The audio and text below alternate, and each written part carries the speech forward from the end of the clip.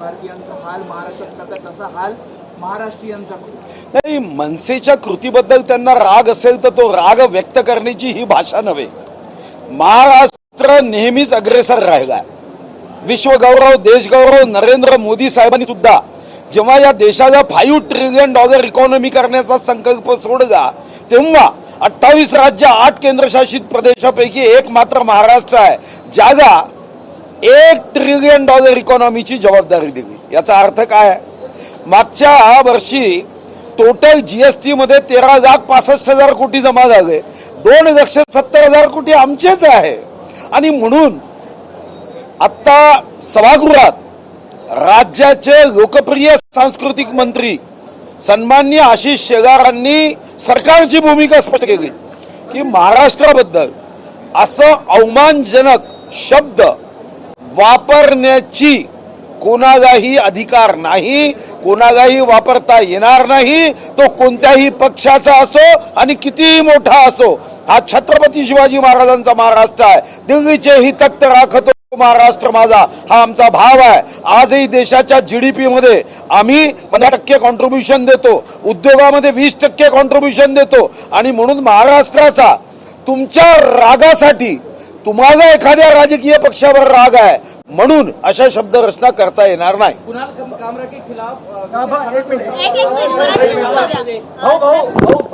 भाजप हा मूळ भाजप पक्ष राहिलेला नाही. अडवाणी वाजपेयींचा भाजप राहिलेला नाही. त्यामध्ये बाहेरचे लोक असं उद्धव ठाकरेंनी आरोप केलेला आहे. ना मग आहेच ना. शेवटी पक्षाचं नेतृत्व बदलतं, प्रगत होतं, विकास होतं तर पक्ष थोडासा मोठा होतो. गंगोत्रीपाशी गंगेची धार छोटी आहे, गंगासागरमध्ये मोठी होते. पक्ष जसा जसा विस्तारित जाईल तसं तसं विस्तारानंतर निश्चितपणे सबका साथ सबका विकास सबका विश्वास या पद्धतीने अनेकांना घेतलं जातं. यावर मला वाटतं आक्षेप असण्याचं काही कारण फडणवीसांनी आमच्यावर अन्याय केला. एकतर निधी वाटपावरनं प्रचंड नाराजी आहे, पालकमंत्रीपदावरनं देखील नाराजी आहे. महेंद्र थोरवेंनी स्पष्टपणे नाव घेऊन म्हणलेलं आहे की या सरकारमध्ये आमच्यावर अन्याय झाला, फडणवीसांनी आमच्यावर अन्याय केला. सहकारी पक्ष असा युती महायुती महाविकास आघाडी किंवा संयुक्त सरकारमध्ये आपापलं मत व्यक्तिगत रीतीने न मांडता सार्वजनिक रीतीने जेव्हा मांडलं जातं तेव्हा आपल्याला असं वाटतं. आता महाविकास आघाडीचं सरकार असताना शिवसेनेचे आमदार तेव्हाचे मान्य उद्धव साहेबांच्या शिवसेनेचे तेव्हाचे आमदार हे राष्ट्रवादी पक्षावर आक्षेप घ्यायचे. किंवा जेव्हा भारतीय जनता पार्टी शिवसेना युतीचं 14 ते 19 सरकार होतं तेव्हाही शिवसेना म्हणजे उद्धव साहेबांच्या सोबतचे सहकारी खिशात म्हणजे तो गुप्त होता पण राजीनामा घेऊन फिरायचेच ना. तर असं असतं. तुम्हालाही माहित आहे सन्माननीय शरद पवार साहेब यांनी तात्कालिक मुख्यमंत्र्याच्या बाबतीत त्यांच्या हाताला लखवा मारला आहे का असा प्रश्न उपस्थित केला होता. जेव्हा संयुक्त सरकार असतं तेव्हा असे प्रश्न होतात. आणि मी तर म्हणतो संयुक्तच नव्हे एका पक्षाचं सरकार असताना सुद्धा असे प्रश्न निर्माण होतात. याला फार गंभीरतेने घेण्याची आवश्यकता नाही. साहेब, त्यासोबतच राष्ट्रीय स्वयंसेवक संघाने महाराष्ट्रातल्या सुरू असलेल्या भाषावादावरती आपली भूमिका मांडली आहे. संघानं स्थानिक भाषेला प्राधान्य मिळावं अशी भूमिका घेतलेली आहे. एक प्रकारे मराठीचा आग्रह त्याचीच पाठराखण संघ करताना दिसतोय. आपली भाजपची भूमिका या विरोधात जाते. नाही, भाजपची भूमिका मराठीच्या विरोधात कधीच नाही हो. असा गैरसमज अफवा दंतकथा असा नरेटिव्ह कोण पसरवतो बघा समजत नाही. निर्णय हिंदी भाषेच्या संदर्भात होता. मराठी भाषेच्या संदर्भात भारतीय जनता पार्टीची भूमिका अतिशय स्पष्ट आहे कि मराठी भाषा जब तक सूरज चांद रहेगा नवे सूरज चांद भी अगर समाप्त हो गई तो हमारी मराठी रहनी चाहिए. मला वाटतं की याबद्दल आक्षेप असण्याचं कारण नाही. संघाची भूमिका की भारतीय जनता पार्टीची भूमिका नव्हे, महाराष्ट्राच्या आमच्या सर्वांचीच भूमिका ही मराठीच्या संदर्भामध्ये मराठी भाषा ही विकसित झाली पाहिजे. मराठी भाषा ही विज्ञानाची भाषा व्हावी. मराठी भाषा ही राज्यभाषा तर आहेच पण न्याय व्यवस्थेची ही भाषा व्हावी, ही ज्ञानभाषा व्हावी. या दृष्टीने सर्वच जण आपापल्या परीने प्रयत्न करताय. सर्व भाषा स्थानिक भाषा या राष्ट्रीय भाषा संघाचं म्हणणं आहे ते योग्य आहे का? त्याच्याशी सहमत आहे? नाही, शेवटी प्रत्येक भाषा त्या त्या राज्याची जी मातृभाषा आहे ती महत्वाचीच आहे. आणि म्हणूनच एखादी नोट घ्या, त्या नोटेवर सुद्धा अनेक भाषा छापल्या जातात. आपण त्या भाषेचा दर्जा आपण लोकसभेत सुद्धा एखाद्या खासदारांनी आपल्या राज्याच्या भाषेमध्ये प्रश्न विचारण्याची अनुमती दिली आणि त्यासाठी त्या भाषांतर करणाऱ्यांच्या व्यवस्था आपण तिथे केल्या आणि म्हणून या देशामध्ये ज्या भाषा त्या त्या राज्याच्या मग त्या अभिजात असेल किंवा मोठ्या संख्येने बोलणाऱ्या भाषांना आपण तेव्हाही सन्मान दिला आणि संविधानामध्ये तशा तरतुदी आहे. महाराष्ट्रातला प्रश्न मराठीबद्दल नाही, हिंदीबद्दल होता की हिंदी सक्तीची केली, 5वी पासून सक्तीची आहे. पण आमच्या काही मित्रांना इंग्रजी सक्तीची आवडते, इंग्रजीला आलिंगन द्यायचं, पण हिंदीला मात्र हम आपके है कोण हा जो भाव आहे तो मात्र योग्य नाही. भाऊ तुम्ही सभागृहामध्ये ओवळच्या संदर्भात ओवळच्या हॉटेल एकच महाराष्ट्राचा अवमान करतील किंवा मराठी भाषेचा अवमान करतील आणि सुरक्षा मागतील, सरकारचे एक जबाबदार नेते म्हणून तुम्हाला काय वाटतं अशा लोकांना सुरक्षा द्यावी की देऊ नये? नाही, सुरक्षा ही जीवितहानी होऊ नये यासाठी असते. अनेकदा तुम्ही बघितलं असेल यावर विधानसभेत स्वर्गीय बाबासाहेब कुपेकर साहेब असताना एक सन्माननीय आमदार तेव्हाचे, पण त्यांच्या विरुद्ध अनेक केसेस होत्या आणि हा वाद विधानसभेत झाला. तेव्हा अध्यक्ष महाराजांनी रुलिंग दिलं की त्यांच्यावर गुन्हेगारी फौजदारीच्या अनेक केसेस असतील, पण ते आमदार आहेत, त्यांना संरक्षण देणं ही माझी जबाबदारी. राज्यकर्त्याची जबाबदारी नागरिकांच्या जीविताचं संरक्षण करण्याची आहे. ते वाईट बोलतात म्हणून त्यांचं संरक्षण संविधानाच्या तरतुदीनुसार कसं काढता येईल? उद्या एखाद्या पक्षाचं सरकार आहे आणि उद्या उद्धव साहेब सरकारवर खूप टीका करतात, पण उद्धव साहेबांच्या जीविताची जबाबदारी सरकारवर आहे, त्यांना तुम्हाला संरक्षण द्यावंच लागेल. उद्या संजय राऊत साहेब आहे, उद्या तुम्ही म्हणाल की त्यांचं संरक्षण काढा, तर मला कधीही पटणार नाही. कदाचित ते सरकार विरुद्ध अतिशय खालच्या स्तरावर येऊन बघत असतील, पण त्यांच्याही जीविताची जबाबदारी एक महाराष्ट्राचा नागरिक म्हणून ही सरकारवर आहे. असं संरक्षण कोणाचेही काढून घेता येत नाही.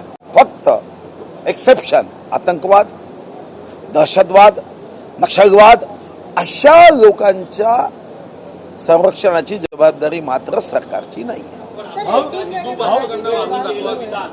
उद्योगपतीने मीरा रोडमध्ये केलेली एका मराठी नेत्याबद्दलची टिप्पणी, अशा पार्श्वभूमीवर अशा लोकांना हे मराठीचा आणि महाराष्ट्राचा अवमान करत असताना सुरक्षा द्यावी की देऊ नये?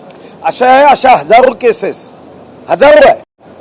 तुम्ही जे म्हणताय मग त्या यावर तर अनेक नेत्यांचं संरक्षण काढावं लागेल. मी तुम्हाला याचा गाभा सांगितला की महाराष्ट्रामध्ये असणारा जो म्हणून व्यक्ती असेल त्याला संरक्षण देण्याची जबाबदारी ही राज्य सरकारची संविधानानुसार आहे. तुम्हाला संविधानाच्या विरोधात कोणत्याही सरकारला कृती करता येत नाही की हा माझा हा तुझा. तो काहीतरी शब्दाचा उपयोग करतो, अवमान करतो, म्हणून त्याची संरक्षण काढायचं म्हणजे उद्या संजय राऊत साहेबांचं संरक्षण काढायचं हा उलटा प्रश्न माझा तुम्हाला असेल, असं काढणे योग्य आहे का? आणि म्हणून याचा संबंध त्याच्याशी जोडू नये.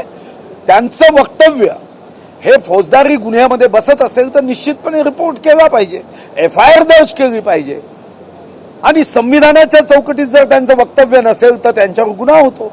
आणि खूप आपल्याला असं वाटतंय की खूप चुकीचं आहे तर आपण कोर्टामध्ये सुद्धा या संदर्भामध्ये सुमोटो केस दाखल करू शकतो.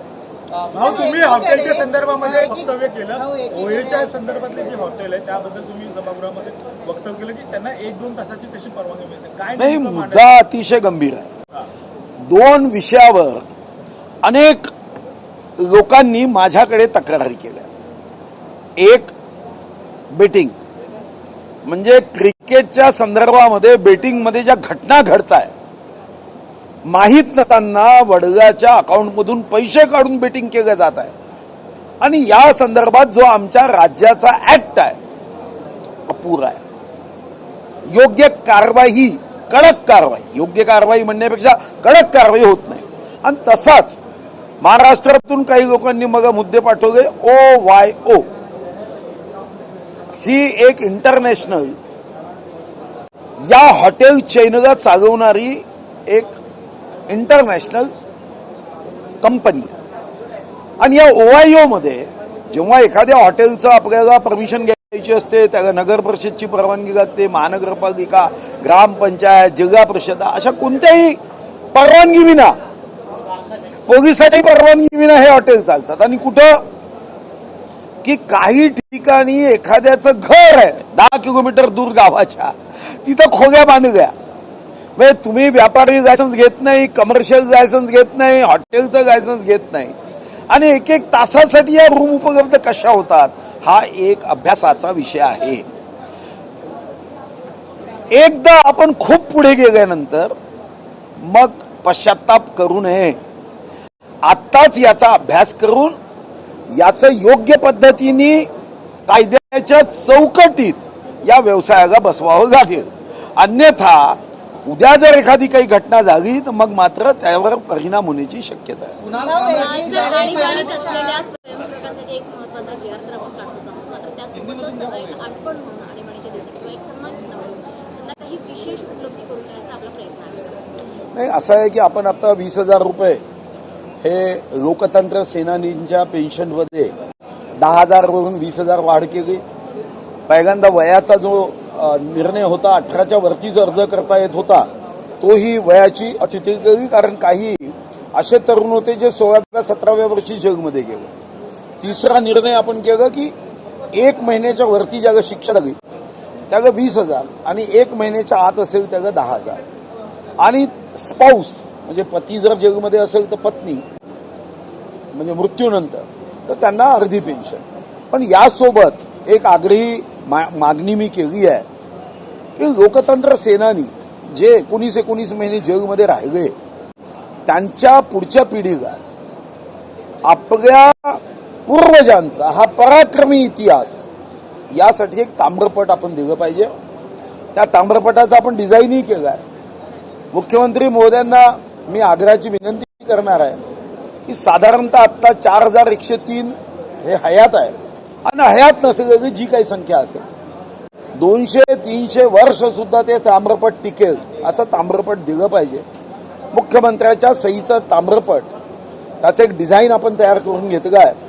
मुख्यमंत्र्यांना अधिवेशन संपल्यानंतर या विषयावर मी विनंती करून बैठक लावणार आहे आणि हे ताम्रपट लोकतंत्र सेनानींना देण्याचा मी आग्रह करणार.